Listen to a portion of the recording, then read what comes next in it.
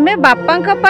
बापा आमको जन्म देइचंती बापा आम कर्तव्य करचंती आमर तांको पई किछि कर्तव्य करबा आवश्यक बोली आमे करूछु। बापा टे खुशी रहिबे बापांकर बापा को देखुचंती आज आसी 92-93 वर्ष रे बापा टिके तांको जन्मदिन पई केते खुशी रहिछंती आपण देखुचंती तांकर एई भली कार्यक्रम करले टे खुशी रहिबे टिके सुस्थ रहिबे समस्त मन पकड़ से आम ये कार्यक्रम करुँ आम कौन सी बार्ता कौन ये दवापाई से करूँ। मु अशोक कुमार राउतराय रघुनाथपुर। मूल बसंत जो कार्यक्रम प्रति वर्ष होची आपण मान सहित भी देखा हुए परिचय हुए। ये गोटे आमर वरिष्ठ जो माने नागरिक अच्छी जो मानकर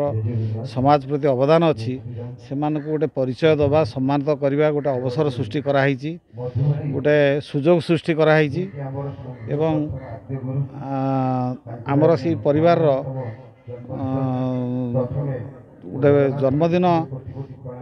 बापांकर जन्मदिन पालन अवसर रे तांकर खुशी पाई बा तांको सम्मानित करिया पाई ई प्रकार व्यवस्था करा जिबा सहित इटी ए अंचल जो माने समाज प्रति जो मानकर अवदान अच्छी जो माने स्वाधीनता संग्रामी अच्छी जो माने इमरजेंसी समय रे कारावरण करथिले जो माने बाबरी मस्जिद समय जाई सुदूर अयोध्या रे कार्यक्रम में भाग नहीं से सब एकत्रीकरण कराई सम्मानित कराऊँगी एवं छात्र छात्री मानू पुरस्कार वितरण कराऊँगी एवं विशेषकर ये गोटे वार्ता समाज को दि जाऊँगी जे आमे आमर जो मैंने बापा माँ अच्छा जो मैंने आज वरिष्ठ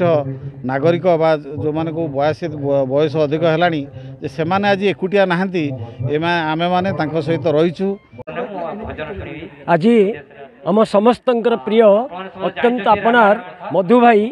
मधुसूदन पात्र जी जड़े अवसर प्राप्त शिक्षक एवं जड़े शिक्षाविद समाजसेवी राष्ट्रीय स्वयंसेवक संघर जड़े पुरातन कार्यकर्ता तांकर 92तम सुनक्षत्र दिवस पालन कर जाउछि। यही अवसर में संपर्क में आसीथिबा अनेक बंधु माने विविध क्षेत्र बंधु माने एटी उपस्थित अछंती परिवार तरफ सो नक्षत्र दिवस प्रतिवर्ष परी ए वर्ष मध्य पालन कर जाउछि। तो यही आज अभक्ष अभिमुखी समाज रे आम ए समय चलंती ठाकुर माता पिता सेमान को सेवा सेमान पूजा को आमर पिला माने भूली जाउछंती जार कि नित्यांत आज समय आवश्यकता अच्छी कहीं पिता माता आम चलंती ठाकुर केबे आम करवानी पर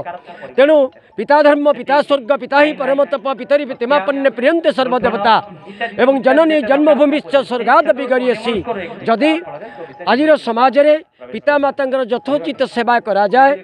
एवं तांकर आराधना करा जाए ताले निश्चित भाव में व्यक्ति जीवन सुंदर हेबो परिवार जीवन सुंदर हेबो एवं समाज एक मधुमय होई गढ़ी उठिबो।